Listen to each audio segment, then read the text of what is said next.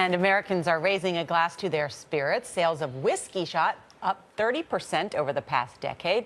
And now some laws from the days of Prohibition have been repealed, making it easier for craft distillers to make their mark. Jeff Glor shows us why that's leading to a potent blend of new competition. Inside this spare warehouse in Fairfield, New Jersey, Brant Brow is busy making rum and history. The first distillery in New Jersey to get a license since the end of Prohibition. Yes. We're going back to creating a better product from the beginning.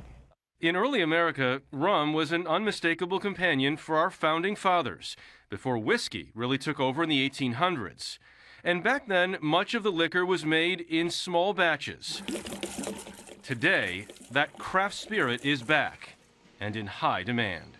It's booming. Stuff is flying off the shelf. The distilleries are opening left and right. This up here is a whiskey made with millet. Clay Risen writes about the liquor business for the New York Times and just finished a book on whiskey. He says the rise of craft spirits today is not unlike the explosion of craft beer 10 or 15 years ago, with one very important difference. The thing with beer is you can make a beer at home, and after a couple of weeks, you know whether it's good or not. If you're making particularly an aged whiskey, you're talking about a couple of years before you even know if you did it right, let alone whether it's good enough to sell. That is the main challenge for craft distillers, according to Risen.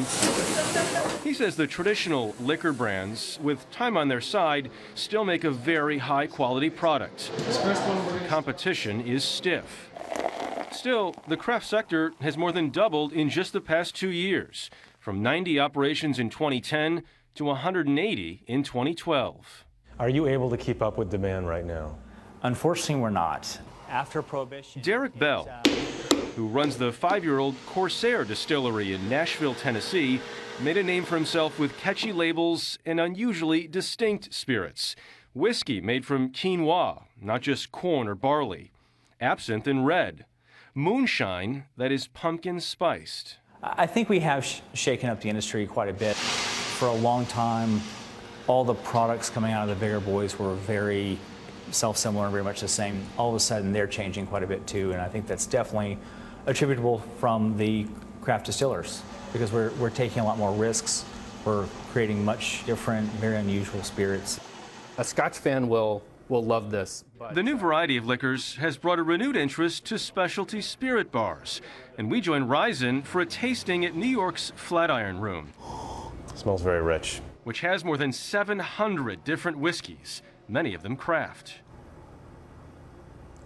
It's not bad. I think it's a pretty good craft bourbon. I think there's a little too much burn. Risen says some new brands will fail. I'd expect it from a 5.